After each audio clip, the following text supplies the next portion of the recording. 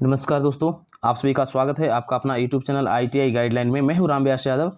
जैसा कि दोस्तों आप लोग जान रहे हैं कि आप लोग के अब जो इंजीनियरिंग ड्राइंग का जो एग्ज़ाम होगा आप लोग का, वो नए पैटर्न के आधारित पर होगा और MCQ में CBT एग्ज़ाम होगा। ठीक है, यानी ऑब्जेक्टिव क्वेश्चन अब आपके एग्ज़ाम में आएंगे। फर्स्ट ईयर के विद्यार्थी हो या फिर सेकेंड ईयर के विद्यार्थी हो, जो भी विद्यार्थी हैं तो उनको अब एग्ज़ाम जो होगा ऑनलाइन एग्ज़ाम CBT होगा और उनका एग्ज़ाम जो होगा MCQ होगा, यानी ऑब्जेक्टिव क्वेश्चन का एग्ज़ाम उनका होगा। पहले जिस तरह आप लोग का एग्ज़ाम जो होता था ऑफलाइन, आपके कॉलेज में ही सेंटर पड़ते थे और फिगर बनाना पड़ता था, फ्री हैंड स्केच बनाना पड़ता था, व्यू बनाना पड़ता था, तो वो अब नहीं आएंगे। अब आएंगे ऑब्जेक्टिव क्वेश्चन आपको सोल्व करने के लिए थ्योरी के साथ में ही। लेकिन फिर भी आप लोग को इंजीनियरिंग ड्राइंग का क्लास करना है, बढ़िया तरीके से पढ़ना है, अपने अपने कॉलेज में जाइए और क्लास कीजिए। बाकी मैं MCQ क्वेश्चन प्रोवाइड आज करवा रहा हूँ आप लोग के लिए। आप लोग के क्लास कैसा लगा नहीं लगा आप लोग जरूर कमेंट करके बताइएगा। अगर अच्छा आप लोग को लगेगा तो इसी प्रकार मैं नेक्स्ट क्लास लेकर के आऊँगा। तो ये सभी ट्रेड के लिए हैं, ये जो परिचय दे रहा हूँ मैं आज इंजीनियरिंग ड्राइंग का, वो सभी ट्रेड के लिए हैं। ITI के जितने भी ट्रेड हैं सभी के लिए हैं। तो आप लोग वीडियो के अंत तक बने रहें और क्लास का पूरा लाभ लें। अगर चैनल पर पहली बार विजिट कर रहे हैं तो चैनल को सब्सक्राइब कर लें और बेल आइकन को प्रेस कर लें, इसलिए मैं आप लोग के लिए ऐसे वीडियो प्रतिदिन लाते रहता हूं। तो चलिए दोस्तों, आज का क्लास शुरू करते हैं। आज का पहला क्वेश्चन आपके स्क्रीन पे, आज का पहला क्वेश्चन जो है आपके स्क्रीन पे आ चुका है। क्वेश्चन को और ऑप्शन को पढ़िएगा और आंसर दीजिएगा। आप कमेंट बॉक्स में भी आंसर दे सकते हैं, जिससे कि आपको अंदाजा लगेगा कितना मेरा सही और कितना गलत हो रहा है। आज पहला क्लास इंजीनियरिंग ड्राइंग का है, जो कि परिचय बता रहा हूँ, इस जानना क्लास में बहुत जरूरी होता है। पहला क्वेश्चन जो हमारा है, देखिए कि अक्षरन अक्षरन किसको बोलते हैं? जो ABCD लेटर हम लोग लिखते हैं उसको प्रायः किस ग्रेड की पेंसिल से की जाती है?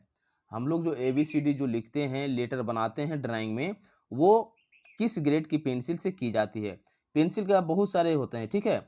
आपको ऐसे तो मुख्य रूप से 3 पेंसिल प्रकार का होता है। एक हार्ड होता है, एक मीडियम होता है, एक सॉफ्ट होता है। हाँ, इस सारे बताएंगे आपको। तो देखिए अब इसमें है कि अक्षरन प्रायः किस ग्रेड की पेंसिल से की जाती है, यानी लेटर जो हम लोग लिखते हैं उस कौन से ग्रेड की पेंसिल से लिखते हैं। तो राइट आंसर क्या होगा दोस्तों? राइट आंसर जो हमारा होगा, यहाँ पे ऑप्शन दिया हुआ है 7H, 6B, 3H, H, ये सारे पेंसिल के ग्रेड हैं, ठीक है। तो 3H से हम लोग लिखते हैं। ऑप्शन नंबर C हमारा करेक्ट आंसर, राइट आंसर दोस्तों। और आज का वीडियो कैसा लगा नहीं लगा आप लोग कमेंट बॉक्स में जरूर हमें बताइएगा, इसलिए कि आपके कमेंट से ही आपका क्लास को मैं परिपूर्ण सफल मानता हूं।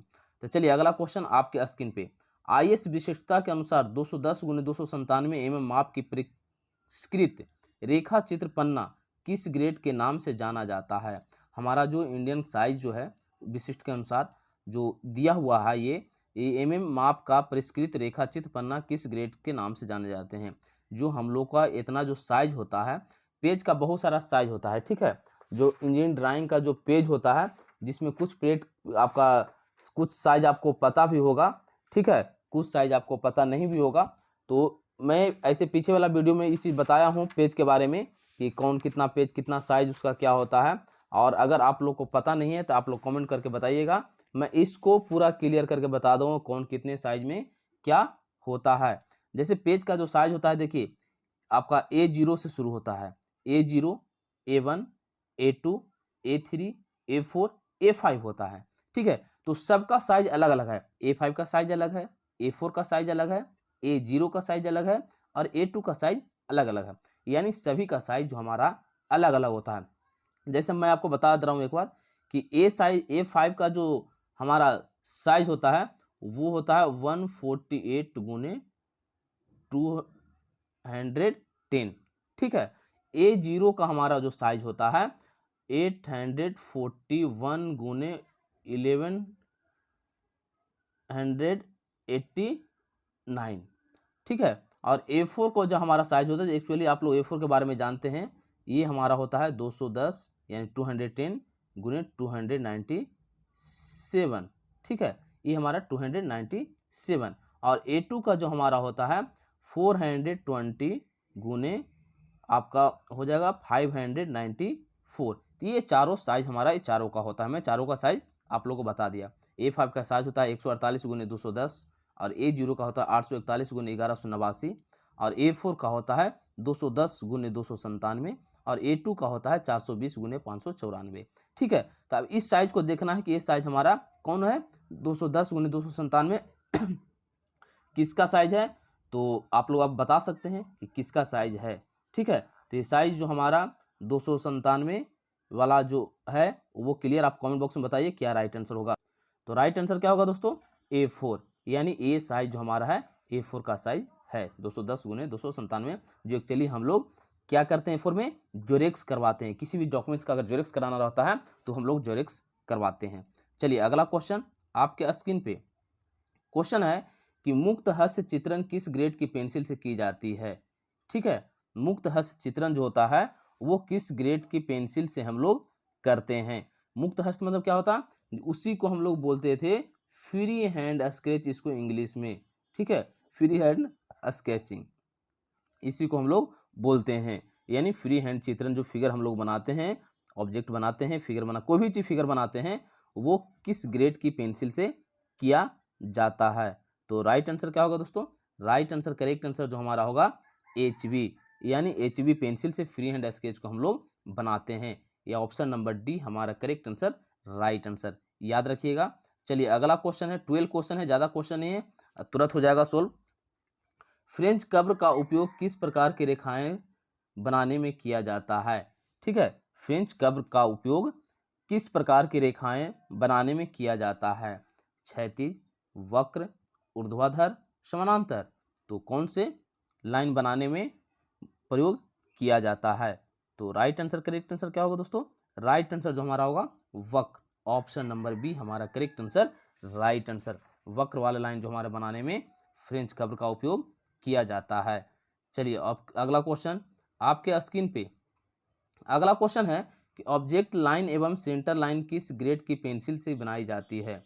ऑब्जेक्ट लाइन एवं सेंटर लाइन किस ग्रेड की पेंसिल से बनाई जाती है, HB, 2H, ये 2H है याद रखिएगा, 4H और H7B। तो राइट आंसर करेक्ट आंसर क्या होगा दोस्तों, वो होगा 2H, ऑप्शन नंबर बी हमारा करेक्ट आंसर राइट आंसर। यानी ऑब्जेक्ट लाइन एवं सेंटर लाइन जो है खींचते हैं हम लोग कौन से पेंसिल के ग्रेड से खींचते हैं, तो 2H से। ठीक है, चलिए अगला क्वेश्चन आपके स्क्रीन पे अगला क्वेश्चन है कि ड्राइंग पेंसिल में सबसे कठोर ग्रेड कौन सी होती है। मैं आपको पहले ही बताया, एक हार्ड होता है, एक मीडियम होता है, एक सॉफ्ट होता है। 3 तरह का हमारा पेंसिल होता है, लेकिन तीनों पेंसिल में बहुत सारे होते हैं। उसमें 9H होता है, 8H होता है, 7H होता है, यानी बहुत सारे प्रकार के हमारे होते हैं। तो सबसे हार्ड जो हमारा पेंसिल होता है वो होता है 9H, ऑप्शन नंबर बी हमारा करेक्ट आंसर राइट आंसर दोस्तों।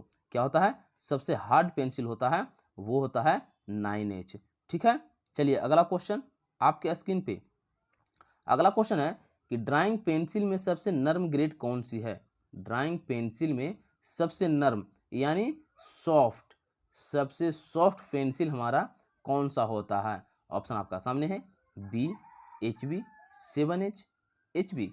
तो राइट आंसर करेक्ट आंसर क्या होगा दोस्तों, राइट आंसर जो हमारा होगा 7B, ऑप्शन नंबर डी हमारा करेक्ट आंसर राइट आंसर। ये सबसे जो हमारा होता है सॉफ्ट होता है पेंसिल, यानी सबसे सॉफ्ट जो हमारा होता है ये होता है। ठीक है, 7B सबसे सॉफ्ट होता है।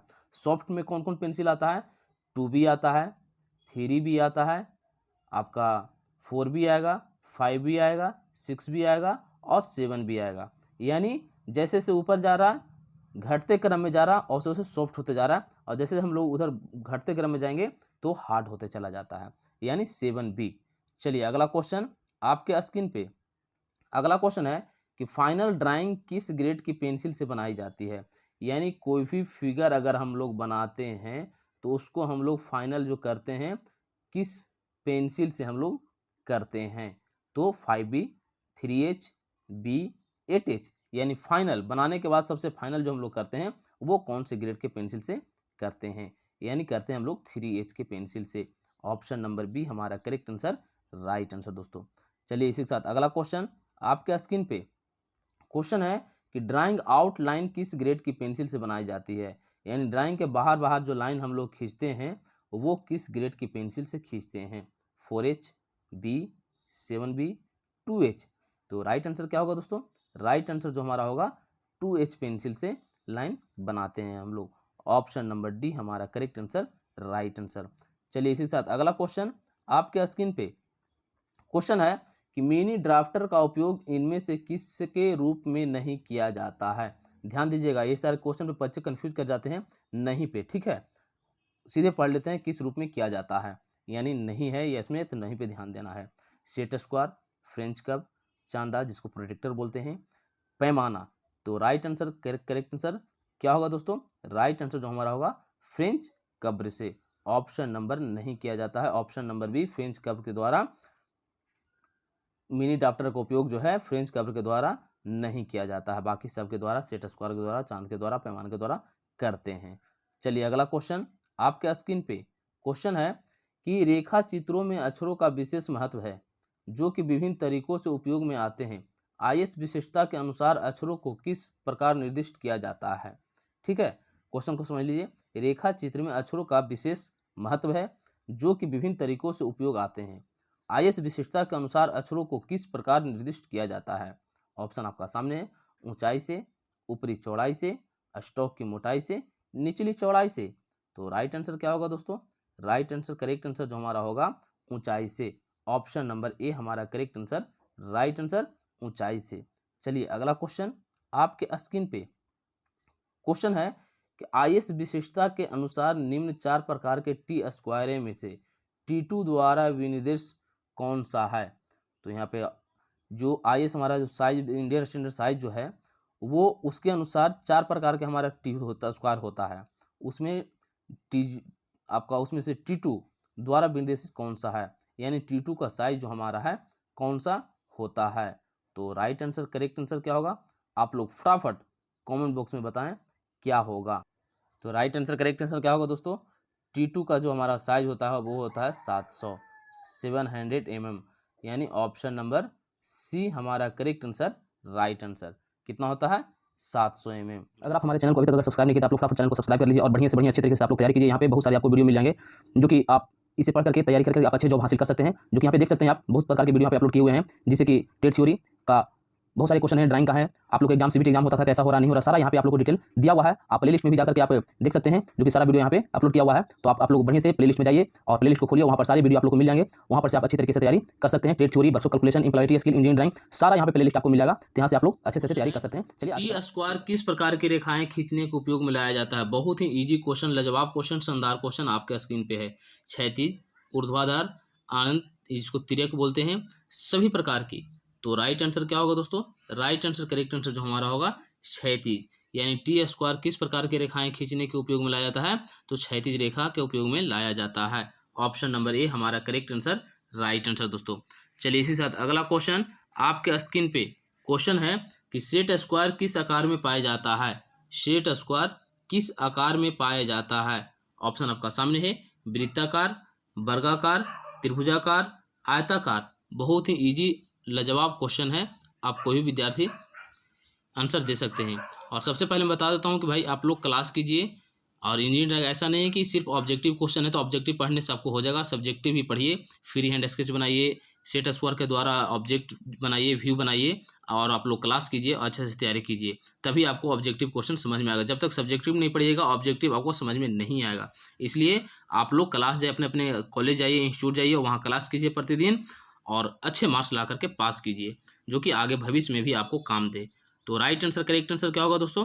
राइट आंसर जो हमारा होगा त्रिभुजाकार ट्रेंगल, यानी सेट स्क्वायर किस आकार में, किस शेप में पाया जाता है। तो त्रिभुजाकार ट्रेंगल में पाया जाता है। ऑप्शन नंबर सी हमारा करेक्ट आंसर, राइट आंसर। चलिए वीडियो अगर अच्छा लगा तो फटाफट आप लोग लाइक कर दीजिए भाई। क्वेश्चन है कि आईएस विशिष्टता के अनुसार विभिन्न प्रकार के रेखा चित्रपट उपलब्ध होते हैं। इनमें से D2 आकार का निर्दिष्ट रेखापट कौन सा है। ऑप्शन आपका सामने, यानी D2 का साइज पूछ रहा है। कल क्या मैं T2 का बताया था और A4 का साइज जो बताया था उसी प्रकार D2 का साइज क्या होगा। यहाँ पे दिया हुआ है mm में सारा 500 mm गुने 350 mm गुने 15 mm। ठीक है, इसी प्रकार आपको चारों ऑप्शन दिया हुआ है। 700 गुने 500 गुने 15, 1000 गुने 700 गुने 25 और 1500 गुने 1000 गुने 25, सारा mm में दिया हुआ है। तो राइट आंसर, करेक्ट आंसर क्या होगा दोस्तों? D2 का जो साइज हमारा होता है 500 mm गुने 350 mm गुने 15 mm। ठीक है, ऑप्शन नंबर ए हमारा करेक्ट आंसर, राइट आंसर। चलिए इसी के साथ अगला क्वेश्चन आपके स्क्रीन पे क्वेश्चन है कि 4 प्रकार के अर्ध स्वचालित पेंसिल लेड प्राप्त होते हैं। इनमें से एक अर्ध स्वचालित पेंसिल लेड का आकार निम्न होता है, कितना होता है, उसका साइज कितना होता है, आकार पूछ रहा है। यहाँ पे देखिए आकार पूछ रहा है यानी साइज उसका 0.1 mm, 0.2 mm, 0.6 mm, 0.5 mm। तो राइट आंसर करेक्ट आंसर क्या होगा दोस्तों, 0.5 mm। 4 प्रकार के अर्ध स्वचालित पेंसिल लेड प्राप्त होते हैं। इनमें से एक अर्ध स्वचालित पेंसिल लेड का आकार होता है 0.5 mm। ऑप्शन नंबर डी हमारा करेक्ट आंसर, राइट आंसर। चलिए फटाफट अपने दोस्तों के साथ लिंक को शेयर कर दीजिए जिससे कि आपको दोस्तों को भी लाभ मिल सके। अगला क्वेश्चन आपके स्क्रीन पे, ड्राइंग बोर्ड की कार्यकारी कोर किससे जांचा जाता है।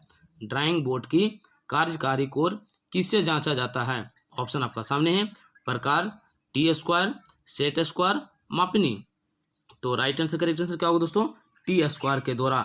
ऑप्शन नंबर बी हमारा correct answer, right answer. Drawing board की कार्यकारी कोर को किससे जांचा जाता है, तो टी स्क्वायर के द्वारा। ऑप्शन नंबर बी हमारा करेक्ट आंसर, राइट आंसर। चलिए इसी के साथ अगला क्वेश्चन आपके स्क्रीन पे क्वेश्चन है कि एक रेखा चित्र बोर्ड में अनेक भाग होते हैं जिसमें से बैटन का कार्य होता है क्या। ऑप्शन आपका सामने है, पट्टियों के कसना, विकृत होने से रोकना, पट्टियों को सहारा देना, टेबल पर टिक देना। तो राइट आंसर करेक्ट आंसर क्या होगा दोस्तों, राइट आंसर जो हमारा होगा विकृत होने से रोकना। ऑप्शन नंबर बी हमारा करेक्ट आंसर, राइट आंसर, विकृत होने से रोकना। Option number B. चलिए इसी के साथ अगला क्वेश्चन आपके स्क्रीन पे क्वेश्चन है कि ड्राइंग शीट को उनके आकार के अनुसार भारतीय मानक द्वारा पदनामित किया गया है। 1 मीटर स्क्वायर सतह क्षेत्रफल वाले ड्राइंग शीट का पदनाम होगा। यानी क्या है कि ड्राइंग शीट उनके आकार के अनुसार भारतीय मानक द्वारा, जिसको ISO बोलते हैं हम लोग, पदनामित किया गया है। 1 मीटर स्क्वायर सतह क्षेत्रफल वाली ड्राइंग शीट का पदनाम होगा क्या। यानी क्या है, 1 मीटर जो स्क्वायर होगा A3 साइज में आता है, या फिर A2 में आता है, या फिर A0 में आता है, या फिर A1 में आता है। क्या राइट आंसर होगा, राइट आंसर करेक्ट आंसर जो हमारा होगा A0 साइज में आएगा। ऑप्शन नंबर डी हमारा करेक्ट आंसर, राइट आंसर दोस्तों। चलिए MCQ क्वेश्चन मैं इंजीनियरिंग ड्राइंग का इसलिए करवा रहा हूँ कि आप लोग को अब ऑब्जेक्टिव क्वेश्चन पूछा जाएगा इंजीनियरिंग ड्राइंग में CBT एग्जाम में, इसलिए आप लोग तैयारी कीजिए। CBT एग्जाम का नियमित पैटर्न के आधारित पे आप लोग ऑब्जेक्टिव क्वेश्चन है SP 46 2003 के अनुसार एक A0 साइज की ड्राइंग शीट के प्रिंट को फाइलिंग व वाइंडिंग करने के लिए प्रिंट को मोड़ने के लिए कितने मोड़ दिए जाते हैं। ऑप्शन आपका सामने है, 7 मोड़, 8 मोड़, 9 मोड़, 10 मोड़। तो राइट आंसर करेक्ट आंसर क्या होगा दोस्तों, राइट आंसर जो हमारा होगा 9 मोड़। ऑप्शन नंबर सी हमारा करेक्ट आंसर, राइट आंसर। ठीक है, चलिए इसी के साथ अगला क्वेश्चन आपके स्क्रीन पे अगला क्वेश्चन है कि SP 46 2003 के अनुसार एक A1 साइज की ड्राइंग शीट के प्रिंट को कैबिनेट में संरक्षित करने के लिए प्रिंट को मोड़ने के लिए कितने मोड़ दिए जाते हैं। ऑप्शन आपका सामने है, 4, 6, 7, 9। तो क्या राइट आंसर होगा, राइट आंसर जो हमारा होगा 4। ऑप्शन नंबर ए हमारा करेक्ट आंसर, राइट आंसर। कितने होते हैं, A1 4 मोड़। चलिए इसी के साथ अगला क्वेश्चन आपके स्क्रीन पे क्वेश्चन फिगर वाला है, ध्यान दीजिएगा कि दिए गए उपकरणों में से बहुत छोटे आयाम के वस्तु का स्थानांतरित करने तथा उसके अनेक बराबर भागों में बांटने के लिए प्रयुक्त किया जाता है।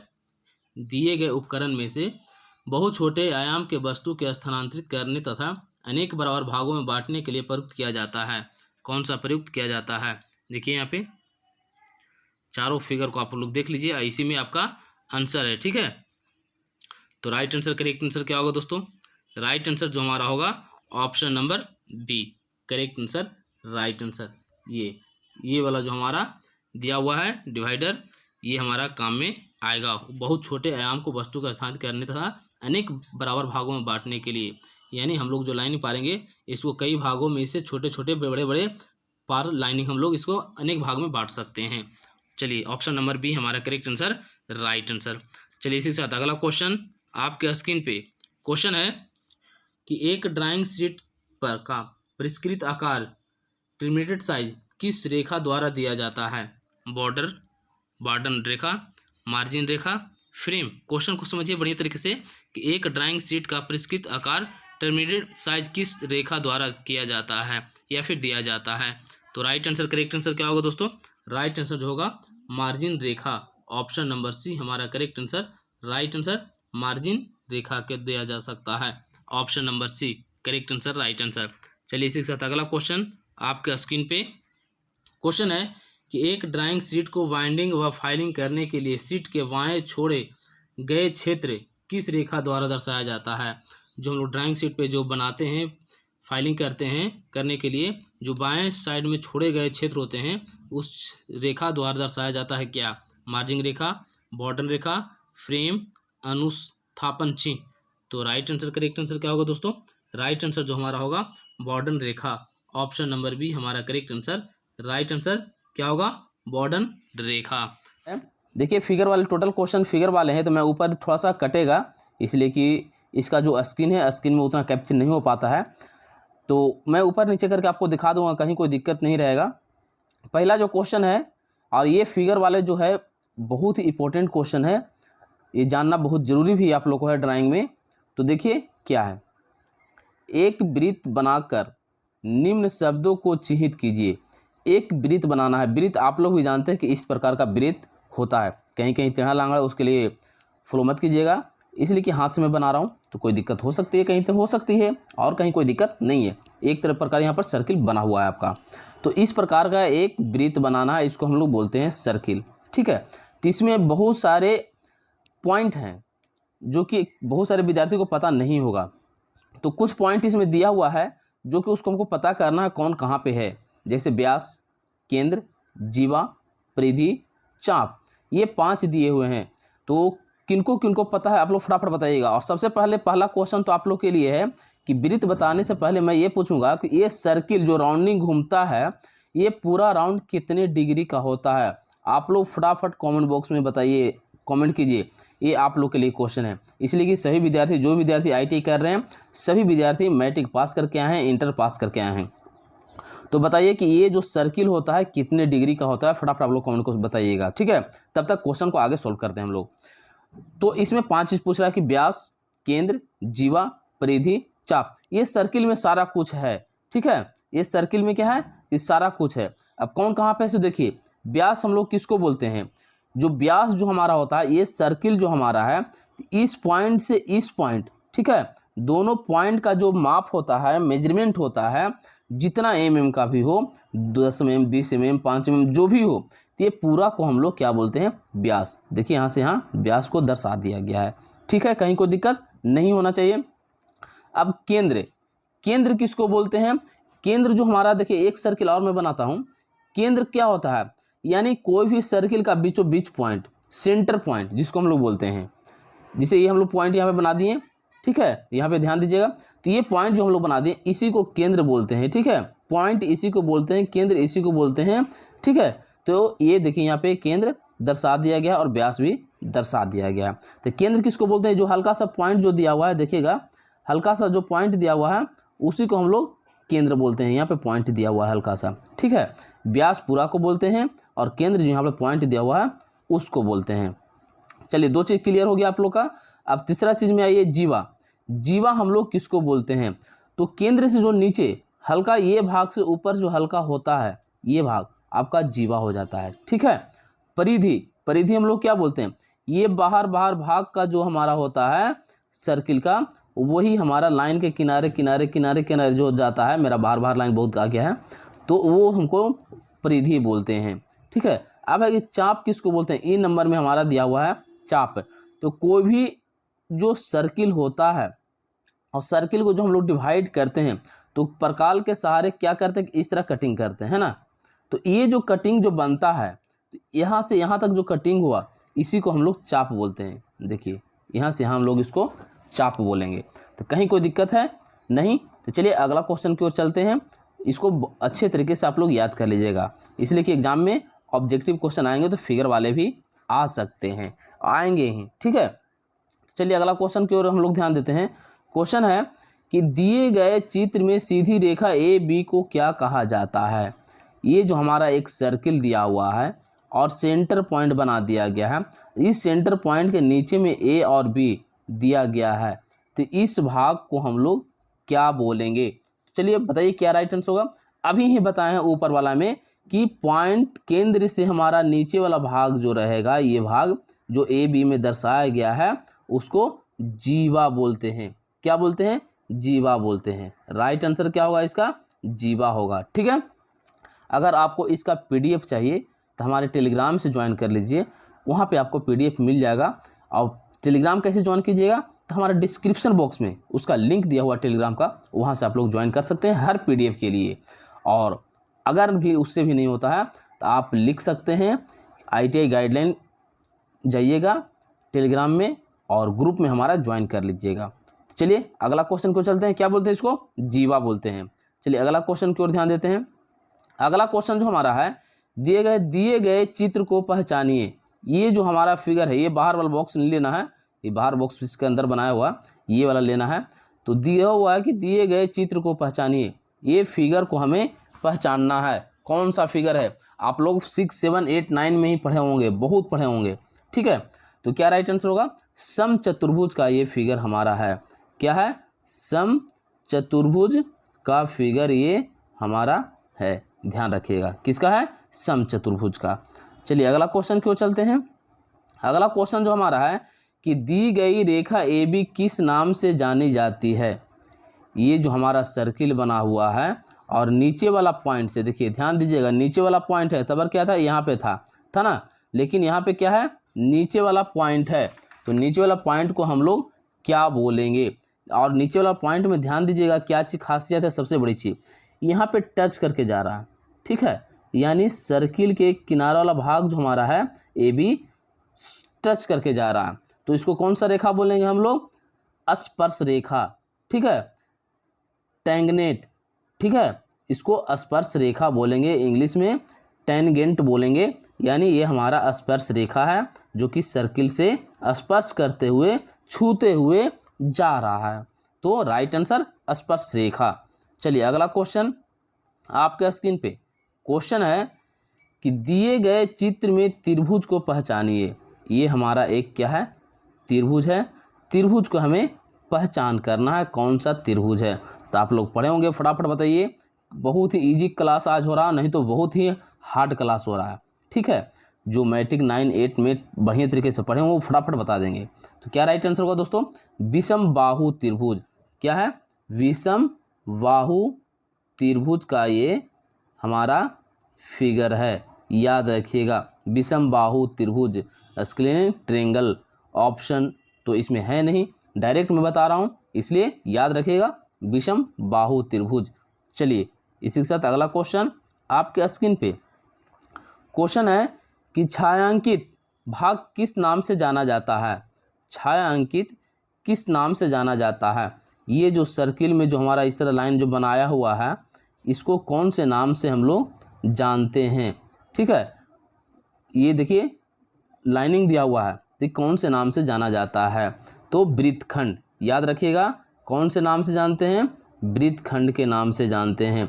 अगर सेंटर पॉइंट के नीचे में अगर इस तरह का दर्शाया हुआ है तो हम लोग उसको वृत्तखंड बोलते हैं। नीचे में याद रखिएगा, नीचे में इस तरह से नीचे में अगर किया हुआ है तो उसको हम लोग वृत्तखंड बोलेंगे, सेगमेंट। ठीक है, चलिए अगला क्वेश्चन पे ध्यान देते हैं। अगला क्वेश्चन जो हमारा है कि दिए गए चित्र में छायांकित भाग का नाम बताएं। ध्यान देना है, उस बार क्या था? नीचे की ओर इस तरह किया हुआ था, लेकिन अब क्या है? ऊपर जो हमारा है किया हुआ है। इस पे भी ध्यान देना है बात को, ये क्या है? तो ये हमारा जो क्या है? त्रिज्य खंड है। क्या है? त्रिज्य खंड है। वो क्या था? वृत्तखंड था। तो राइट आंसर क्या होगा? त्रिज्य खंड, जिसको इंग्लिश में बोलते हैं हम लोग सेक्टर। ठीक है, राइट आंसर। अगला क्वेश्चन पे चलते हैं, ध्यान देते हैं। अगला क्वेश्चन जो हमारा है कि दिए गए चित्र में किस प्रकार के केंद्र वाले वृत्त दर्शाए गए हैं? दिए गए चित्र में किस प्रकार के वृत्त, केंद्र वाले वृत्त दर्शाए गए हैं? ये जो हमारा सर्किल बना हुआ है, बहुत सारा सर्किल बना हुआ है, 3 सर्किल बना हुआ है, उसके बाद सेंटर पॉइंट भी इसमें हमें बनाया हुआ है। तो ये कौन सा वृत्त दर्शाया गया है? याद रखिएगा, समकेंद्रीय वृत्त। क्या है? समकेंद्रीय वृत्त। याद रखिएगा, समकेंद्रीय वृत्त। अगर इस तरह का 2-3 भाग वृत्त बनाया हुआ है, उसका सेंटर पॉइंट निकाला हुआ है, तो हमारा समकेंद्रीय वृत्त होगा। कॉन्सेंट्रिक सर्किल, ठीक है, कॉन्सेंट्रिक सर्किल। चलिए अगला क्वेश्चन की ओर चलते हैं।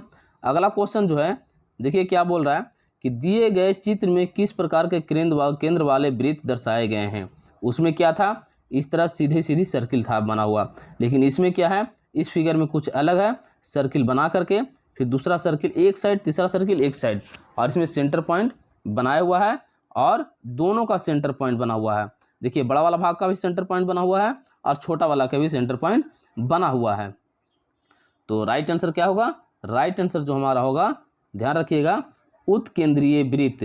क्या होगा, उत्केंद्रीय वृत्त, इसेंट्रिक सर्किल। क्या होगा, इसेंट्रिक सर्किल, याद रखिएगा आप लोग, उत्केंद्रीय वृत्त है ये।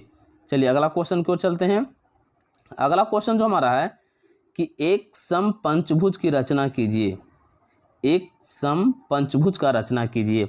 तो पंचभुज मतलब आप लोग भी जानते हैं कि 5 भुजा हमारा होना जरूरी है।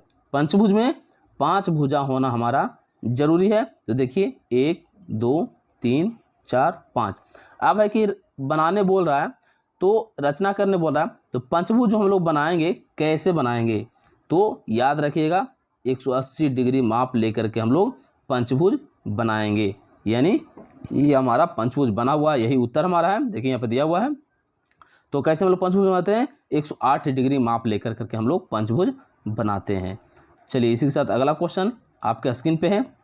षटभुज का इसमें दिया है, वो पंचभुज था, ये हमारा षटभुज है। तो षटभुज का जो फिगर हम लोग बनाते हैं इसमें 6 भाग होगा, 1 2 3 4 5। ये अष्टभुज है, सॉरी अष्टभुज है, ठीक है। अष्टभुज हमारा दिया हुआ, उसमें पंचभुज था, ये अष्टभुज है। 1 2 3 4 5 6 7 8, ठीक है, अष्टभुज है। तो अष्टभुज का फिगर हम लोग कैसे बनाएंगे, यानी 135 डिग्री लेकर के बनाएंगे तो हमारा अष्टभुज फिगर बन जाएगा। ये इतना याद रखना है आपको। एक अष्टभुज का जो एंगल होता है हमारा एक से दूसरा सर्किल के ये भाग का, तो 135 डिग्री का होता है। यानी सारे हमारे 135 डिग्री हैं यहाँ पे। ये जितने भी यहाँ पे दिए हुए हैं इस तरह, ये हमारा सारा क्या है, 135 डिग्री पे बना हुआ है, ठीक है। तो आपका अष्टभुज बन जाएगा। चलिए कि सामान्यतः सभी प्रकार के झुके हुए अक्षरों के इटैलिक प्रकार से वर्गीकृत किया जाता है। इटैलिक प्रकार के अक्षर को ऊर्ध्वाधर से कितने डिग्री कोण पर झुका कर लिखा जाता है। ये इंजीनियरिंग ड्राइंग में बहुत ही महत्वपूर्ण लेसन है, चैप्टर है, जो कि लेटर हम लोग लिखते हैं, ABCD जो लिखते हैं वो ड्राइंग शीट में कितने डिग्री पे झुका होता है। हम लोग ABCD जो इस पे लिखते हैं, हम लोग अपने ड्राइंग शीट पे A से लेकर के Z तक लिखते हैं, वो ये झुका हुआ एंगल जो होता है वो कितने डिग्री पे होता है। तो बहुत ही इंपॉर्टेंट क्वेश्चन है, आप याद रखिएगा। अगर आपको आंसर याद है तो कमेंट बॉक्स में आप लोग फटाफट आंसर दीजिए और बताइए कि क्या राइट आंसर होगा। तो राइट ऑप्शन देख लीजिए, 45 डिग्री, 15 डिग्री, 65 डिग्री, 30 डिग्री। आप लोग किसी के भी झांसे में ना आए। आप लोग इतना जान लीजिए कि किसी के बहकावे में ना आए। आप लोग अच्छे तरीके से पढ़ाई कीजिए। आप सिर्फ नोटिस पे, न्यूज़ पे जाएंगे तो आपकी पढ़ाई चौपट हो जाएगी।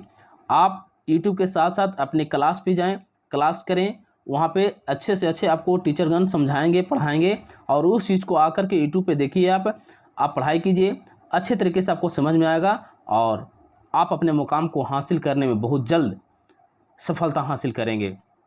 तो दोस्तों, जो आप जिस तरह पढ़ाई कर रहे हैं फटाफट पढ़ाई कीजिए और अपने पढ़ाई पे फोकस दीजिए, ठीक है।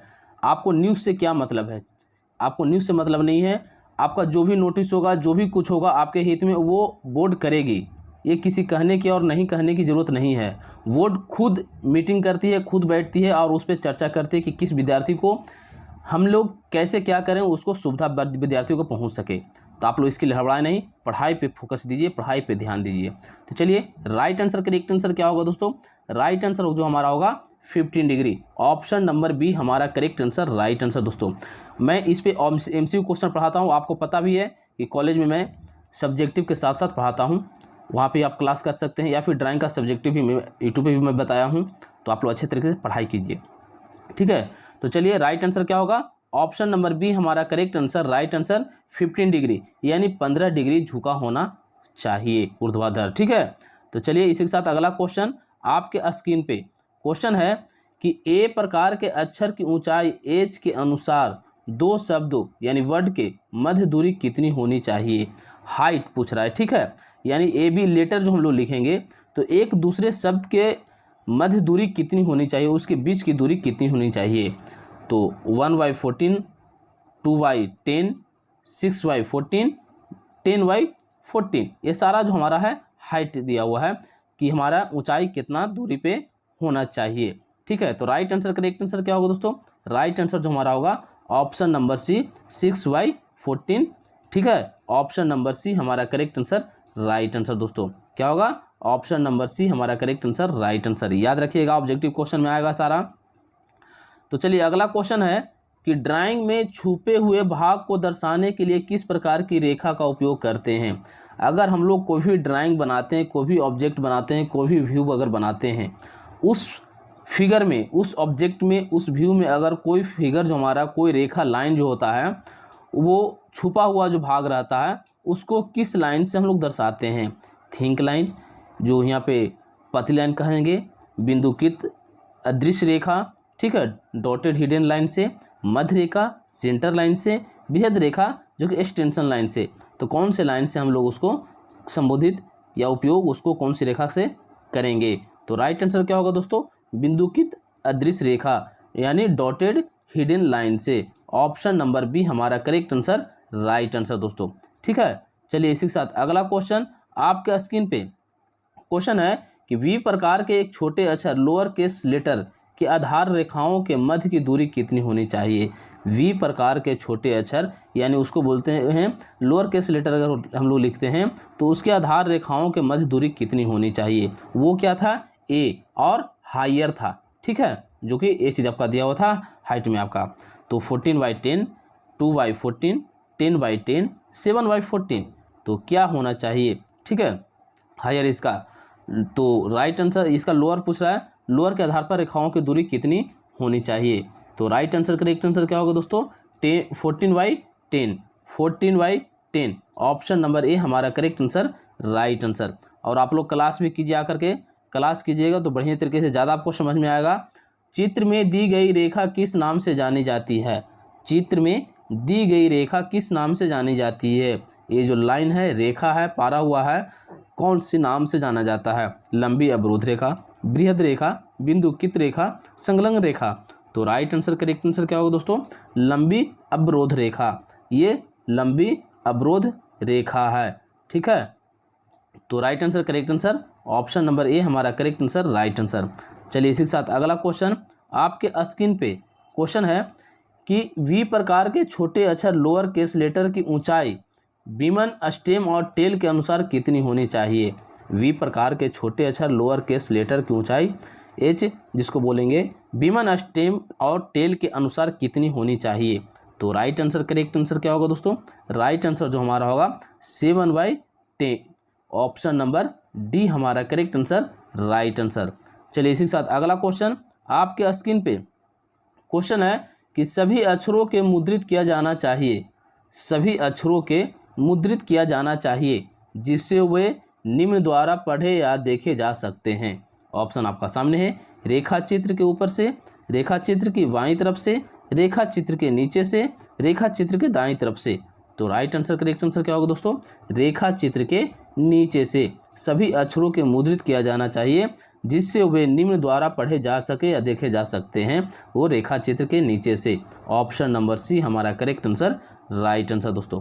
चलिए इसी साथ अगला क्वेश्चन आपके स्क्रीन पे क्वेश्चन देखिए, यही थंबनेल पे भी दिया हुआ है कि रेखा चित्र में कई प्रकार के अक्षर का उपयोग किया जाता है, निम्न का मिलान उनके नामों के साथ कीजिए। इसमें आपको बहुत सारे क्वेश्चन बन रहे हैं, यानी 4 क्वेश्चन आपको याद होगा इससे। आपको हम लोग जो लेटर लिखते हैं वो 4 प्रकार के लिखते हैं, ठीक है, इटैलिक, टेक्स्ट, रोमन, गोथिक। तो ये चारों को मिलान करना है, कौन इटैलिक है, कौन टेक्स्ट है, कौन रोमन है, कौन गोथिक है। तो आप लोग को अगर पता है तो फटाफट आप सामने सामने मिलान करके यहाँ पे आंसर लिखिए, यानी ए का बी, 2 का सी, जो भी है आप कमेंट बॉक्स में कर सकते हैं, बता सकते हैं। क्वेश्चन नंबर आप लोग जरूर लिखिएगा कि 8 नंबर का मैं आंसर बता रहा हूँ आपको। तो चलिए टाइम देता हूँ आपको, बताइए आप लोग क्या राइट आंसर होगा। तो राइट आंसर क्या होगा दोस्तों, फटाफट मैं बता दे रहा हूँ आपको। राइट आंसर जो होगा इटैलिक जो हमारा है ये है, ठीक है, सी के साथ हमारा मिलान करेगा। ये इटैलिक जो हम लोग कैसे लिखते हैं, ये सी के साथ जो लिखा हुआ है ये हम लोग इटैलिक लिखते हैं। और टेक्स्ट जो हम लोग लिखते हैं, देखिए यहाँ पे डी में ऑप्शन में हमारा जो है ये हमारा टेक्स्ट है, ठीक है। रोमन जो हम लोग लिखेंगे, रोमन जो हम लोग लिखते हैं वो हमारा है बी के साथ में अटैच करेगा रोमन, ठीक है। और गोथिक जो बचा हमारा ये हमारा ए के साथ में मिलान करेगा, यानी इटैलिक हमारा इस तरह रहेगा, ध्यान रखिएगा। टेक्स्ट जो हमारा है इस तरह रहेगा, रोमन जो हमारा है इस तरह रहेगा, और गोथिक हमारा इस तरह रहेगा। यानी मैं आपको क्लियर बता देता हूँ कि पहला का जो आंसर होगा वो सी होगा, दूसरा का जो आंसर होगा वो हमारा डी होगा, तीसरा का आंसर जो हमारा होगा वो हमारा बी होगा, और चौथा का आंसर जो हमारा होगा ए होगा। इतना आप याद रखिएगा। चलिए क्लियर हो चुका होगा। अगला क्वेश्चन आपके स्क्रीन पे क्वेश्चन है कि दी गई रेखाओं के नाम के अनुसार मिलान कीजिए, ठीक है। इसमें भी क्या है, मिलान करना है। दी गई रेखाओं के अनुसार मिलान कीजिए, यानी केंद्र रेखा, लंबी ब्रेक रेखा, अदृश्य रेखा, बाहरी रेखा कौन है। ये चार रेखा देखिए इधर भी दिया हुआ है 1 2 3 4, यानी ए बी सी डी और 1 2 3 4 करके दिया हुआ है। तो राइट आंसर क्या होगा दोस्तों, राइट आंसर जो हमारा होगा केंद्र रेखा जो हमारा होगा, सेंटर लाइन जो हमारा होगा आप सी होगा, उसका आंसर राइट आंसर होगा। लंबी ब्रेक रेखा जो हमारा होगा, अभी मैं उसका पहले क्लास में बताया था आपको, डी नंबर, ठीक है। और अदृश्य रेखा हिडन लाइन जिसको बोलते हैं वो जो हमारा होगा कौन सा होगा, ये अदृश्य हिडन लाइन ये हमारा ए होगा, और बाहरी रेखा जो होता है आउटलाइन वो हमारा बी होगा, ठीक है। याद रखिएगा आप इतना चीज़। मैं फिर से एक बार बता दे रहा हूँ कि ये जो हमारा पहला का जो आंसर होगा वो हमारा सी होगा, यानी ये वाला भाग होगा। लंबी ब्रेक रेखा जो कि मैं हमेशा आपको बताया हूँ, इसका पहले भी क्वेश्चन आ चुका था, तो ये हमारा डी होगा, ये वाला लंबी ब्रेक रेखा। अदृश्य रेखा जिसको बोलते हैं हिडन लाइन, हिडन लाइन कौन वाला हमारा होगा, ए होगा, ठीक है, यानी ये है। बाहरी लाइन बी होगा, option number B right answer, correct answer. चलिए इसी के साथ अगला क्वेश्चन आपके स्क्रीन पे क्वेश्चन है कि रेखाओं का उनकी मोटाई के अनुसार मिलान कीजिए। रेखा जो हमारा चार है इसमें दिया हुआ विमन रेखा, मध्य रेखा, अदृश्य रेखा, बाहरी रेखा, dimension line, centre line, hidden line, outline. तो ये चारों का माप है, ठीक है। तो कितना माप होता है, तो देखिए इसमें ए बी सी डी इधर दिया है और 1 2 3 दिया है। तो देखिए क्या होता है मैं बता देता हूँ आपको, अगर आपको याद है तो फटाफट कमेंट बॉक्स बताइए क्या राइट आंसर होगा, ठीक है। तो देखिए ए का जो हमारा होगा विमन रेखा का मोटाई जो हमारा डायमेंशन होता है 0.2 mm होता है, ठीक है। और मध्य रेखा जो हमारा होता है वो भी होता है हमारा 0.2 ही, ये दोनों का एक ही होता है। अदृश्य रेखा हिडन लाइन जो हमारा है सी का वो होगा 0.3 mm, क्या होगा 0.3 mm हिडन लाइन का। और आउटलाइन जो बाहरी लाइन बोलते हैं वो होगा हमारा 0.5 mm। तो आप लोग को बढ़िया तरीके से समझ में आ गया होगा, ठीक है। यानी पहला का आंसर जो होगा हमारा 3, दूसरा का जो होगा 3, और तीसरा का होगा दूसरा, और चौथा का जो होगा पहला। ये राइट आंसर, करेक्ट आंसर है दोस्तों। तो आप लोग को अच्छा लगा होगा, आई होप आप लोग को समझ में भी आया होगा, याद भी हो गया होगा। अगर नहीं याद होगा तो आप रिवीजन कीजिएगा, और इसका पीडीएफ मैं टेलीग्राम में दे दूंगा, वहाँ से जाकर आप पीडीएफ भी पढ़ सकते हैं और तैयारी कर सकते हैं। अगर पीडीएफ हमारा अगर आपको चाहिए तो टेलीग्राम से हमारे ज्वाइन कीजिए। टेलीग्राम का लिंक जो है डिस्क्रिप्शन बॉक्स में दिया हुआ है, वहाँ से आप लोग पढ़ सकते हैं, तैयारी कर सकते हैं। थैंक यू दोस्तों। आप लोग कैसा वीडियो लगा जरूर बताइएगा कमेंट बॉक्स में, और लाइक ज़रूर कीजिएगा। आपकी एक लाइक हमारे मनोबल को, हमारी क्षमता को, हमारी ऊर्जा को बढ़ाती है, जिससे कि मैं और आगे बेहतर करने का तकरीब लाते रहता हूँ। थैंक यू दोस्तों, फिर मिलते हैं अगले क्लास में अगले टॉपिक के साथ। तब तक के लिए जय हिंद, जय भारत दोस्तों, बाय बाय।